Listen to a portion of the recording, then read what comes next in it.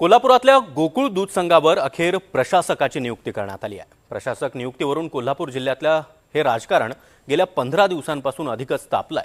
कोल्हापूरवर अर्थात गोकुळवर प्रशासक नियुक्त होऊ नये यासाठी मंत्री हसन मुश्रीफ हे चांगलेच प्रयत्नशील होते, पण ते यामध्ये अपयशी ठरलेत। पण हा निर्णय प्रशासकीय आहे की राजकीय सूडबुद्धीचा? प्रशासक यंत्रणा येण्याची वेळ का आली जाणून घेण्यासाठी पाहूया हा एक खास रिपोर्ट।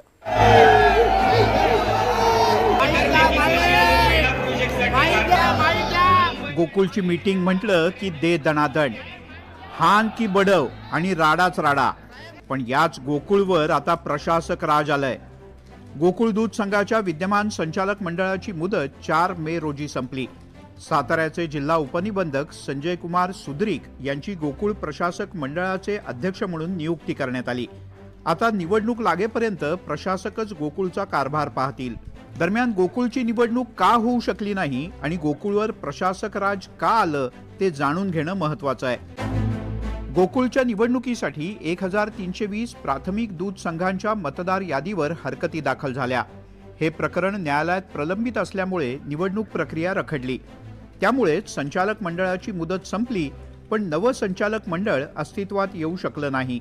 दूध उत्पादकांची संस्था आहे आणि त्यांनीच ते चालवायचे आहे। आम्ही फक्त त्याच्यामध्ये तात्पुरती व्यवस्था म्हणून कायद्यातील तरतुदीनुसार केअरटेकर म्हणून काम करणार आहोत आणि त्याच्यामध्ये आहे या संस्थेचा नावलौकिक पुढेही कायम राहील या दृष्टिकोनातून आमचे प्रयत्न राहतील। नवीन धोरणात्मक निर्णय प्रशासकीय समिती घेणार नाही आणि तसा आवश्यकता असेल तर संबंधित ऑथॉरिटी म्हणजेच विभागीय उपनिबंधक आणि सहनिबंधक यांच्या मान्यतेनं तशी काही धोरणं अत्यावश्यक असतील तर त्याबाबत त्यांच्या मान्यतेनं आम्ही ते राबवू। तिकडे चंदगडचे आमदार शिवाजी पाटील यांनी गोकुळमधल्या गैरव्यवहाराचा विषय चांगलाच लावून धरलाय।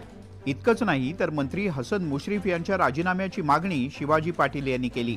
मंत्री महोदय हसन मुश्रीफ साहेबांनी त्यांच्या ह्या शासनाच्या काळामध्ये एका वर्षामध्ये 37 डेअरीपैकी 1310 डेअरी 1210 डेअरी या आता स्वतः त्यांनी जन्माला घातल्या आणि एका गावामध्ये 11 डेअरी 16 डेअरी असा विषय आहे। तिथं कायद्याने 250 लिटर दूध मान्यता असते, वेळी 50 डेअरी लावून दूध आपलं चालू ठेवलं आणि ह्या बेकायदेशीर डेअरींची चौकशी होऊन त्यांना कारवाई व्हावी हा माझा आरोप होता आणि तो आरोप नक्कीच आता सक्षम असं प्रशासन बसलेलं आहे।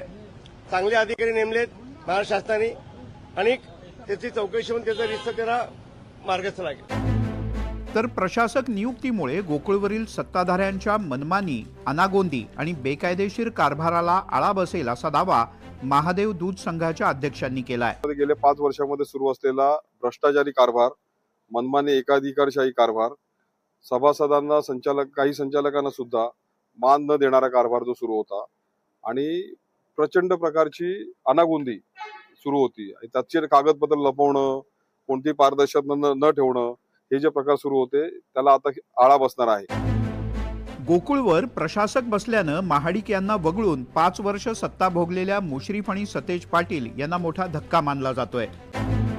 तर दुसरीकडे महाडिक गट गेली 5 वर्ष गोकुळच्या सत्तेपासून दूर राहिलाय। मात्र आता गुलाल आपणच उधळणार असा विश्वास खासदार धनंजय महाडिक यांनी व्यक्त केलाय।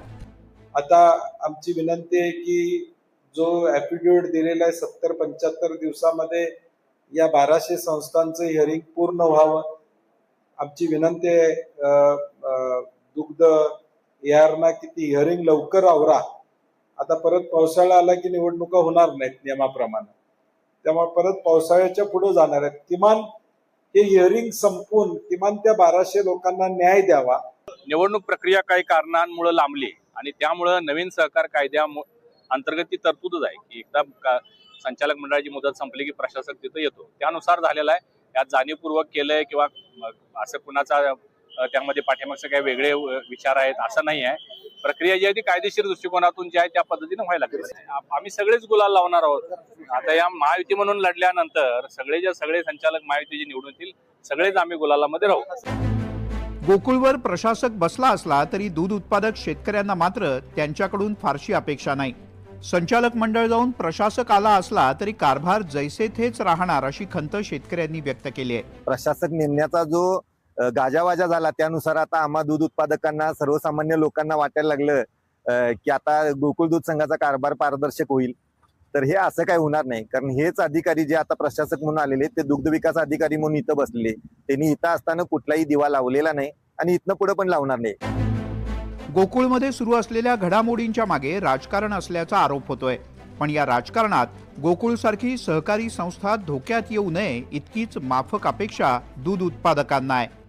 खरं तर आता संपूर्ण कार्यभार जो आहे तो प्रशासक पाहणार आहेत. खरं तर यामध्ये काही राजकीय घडामोडी घडल्या, अनेक स्थित्यंतर घडली, अनेक नेत्यांचा याच्यामध्ये सहभाग देखील असल्याचं सांगण्यात येतं.